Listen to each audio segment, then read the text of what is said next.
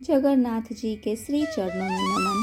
आज हम जगन्नाथ जी के मंदिर से जुड़े एक सत्य घटना का श्रवण करने जा रहे हैं।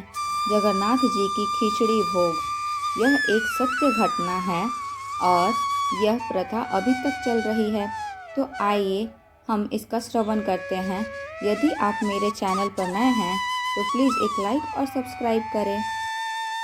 भगवान श्री कृष्ण की परम उपासक ठाकुर जी के बाल रूप से वह रोज ऐसी बातें करती जैसे ठाकुर जी उनके पुत्र हो और उनके घर में ही वास करते हों। एक दिन कर्माबाई की इच्छा हुई कि ठाकुर जी को फल मेवे की जगह अपने हाथ से बना खिचड़ा खिलाऊं। उन्होंने जगन्नाथ प्रभु को अपनी इच्छा बताई। भगवान तो भक्तों के लिए सर्वथा प्रस्तुत हैं। प्रभु जी बोले, माँ, जो भी बनाया हो वही खिला दो, बहुत भूख लगी है। कर्माबाई ने खिचड़ी बनाई थी, ठाकुर जी को खिचड़ी खाने को दे दी। प्रभु बड़े चाव से खिचड़ी खाने लगे और कर्माबाई ये सोचकर भगवान को पंखा झेलने लगी कि कहीं गर्म खिचड़ी से मेरे ठाकुर जी का मुंह न जल जाए। संसार को अपने मुख में समाने वाले भगवान को कर्माबाई एक माता की तरह पंखा कर रही हैं और भगवान भक्त की भावनाओं में भाव विभोर हो रहे हैं।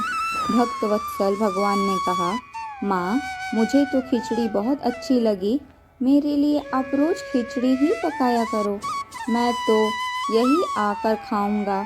अब तो कर्माबाई जी रोज़ सुबह उठती और सबसे पहले खिचड़ी बनाती, बाकी सब काम बाद में करती थीं। भगवान भी सुबह सुबह दौड़े आते ही कहते, माँ, जल्दी से मेरे प्रिय खिचड़ी लाओ। प्रतिदिन का यही क्रम बन गया। भगवान सुबह सुबह आते, भोग लगाते और फिर चले जाते। एक बार महात्मा कर्माबाई के पास आए।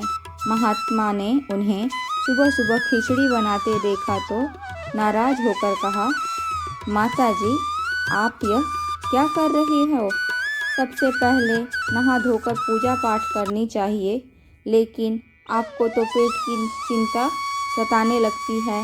कर्माबाई बोली, क्या करूं महात्मा जी, संसार जिस भगवान की पूजा अर्चना कर रहा होता है वह सुबह सुबह भूखे हो जाते हैं, उनके लिए ही तो सब काम छोड़कर पहले खिचड़ी बनाती हूँ। महात्मा ने सोचा कि शायद कर्माबाई की बुद्धि फिर गई है।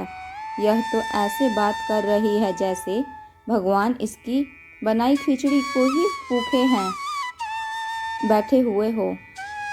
महात्मा कर्माबाई को समझाने लगे, माता जी, तुम भगवान को अशुद्ध करती हो। सुबह स्नान के बाद पहले रसोई की सफाई करो, फिर भगवान के लिए भोग बनाओ। अगले दिन कर्माबाई ने ऐसा ही किया। जैसे ही सुबह हुई, भगवान आए और बोले, माँ, मैं आ गया हूँ, खिचड़ी लाओ। कर्माबाई ने कहा, प्रभु, अभी मैं स्नान कर रही हूँ, थोड़ा रुको। थोड़ी देर बाद भगवान ने फिर आवाज़ लगाई, जल्दी करो माँ, मेरे मंदिर के पाट खुल जाएंगे, मुझे जाना है। वह फिर बोले, अभी मैं रसोई की सफाई कर रही हूँ। प्रभु, भगवान सोचने लगे कि आज माँ को क्या हो गया है, ऐसा तो पहले कभी नहीं हुआ। फिर जब कर्माबाई ने खिचड़ी परोसा तब भगवान ने झटपट करके जल्दी जल्दी खिचड़ी खाई, परंतु आज खिचड़ी में वो रोज वाली भाव का स्वाद भगवान को नहीं लगा था। फिर जल्दी जल्दी भगवान बिना पानी पिए ही मंदिर में भागे। भगवान ने बाहर महात्मा को देखा तो समझ गए, अच्छा तो यह बात है, मेरी माँ को यह पट्टी इसी ने पढ़ाई है। अब यहाँ ठाकुर जी के मंदिर के पुजारी ने जैसे ही मंदिर के पाट खोले तो देखा भगवान के मुख पर खिचड़ी लगी हुई है। पुजारी बोले, प्रभु जी, ये खिचड़ी आपके मुख पर कैसे लग गई है? भगवान ने कहा, पुजारी जी, मैं रोज़ मेरी कर्मा बाई के घर पर खिचड़ी खाकर आता हूँ। आप माँ कर्मा बाई जी के घर जाओ और जो महात्मा उनके यहाँ ठहरे हुए हैं उनको समझाओ उसने मेरी माँ को गलत कैसे पट्टी पढ़ाई है। पुजारी ने महात्मा जी से जाकर सारी बात कही कि भगवान भाव के भूखे हैं। यह सुनकर महात्मा जी घबराए और तुरंत कर्मा बाई के पास जाकर कहा, माता जी माफ़ करो, ये नियम धर्म तो हम संतों के लिए है। आप तो जैसे पहले खिचड़ी बनाती हो वैसे ही बनाएं। आपके भाव से ही ठाकुर जी खिचड़ी खाते रहेंगे।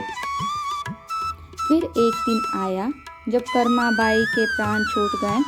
उस दिन पुजारी ने मंदिर के पट खोले तो देखा भगवान की आंखों में आंसू है और प्रभु रो रहे हैं।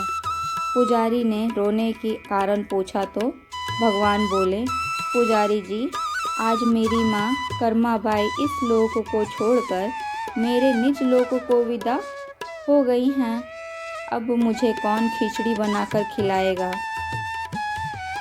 पुजारी ने कहा, प्रभु जी, आपको माँ की कमी महसूस नहीं होने देंगे। आज के बाद आपको सबसे पहले खिचड़ी का भोग ही लगेगा। इस तरह आज भी जगन्नाथ भगवान को खिचड़ी का भोग लगाया जाता है। धन्यवाद। अगर आप मेरे चैनल पर नए हैं तो प्लीज़ लाइक और सब्सक्राइब करें।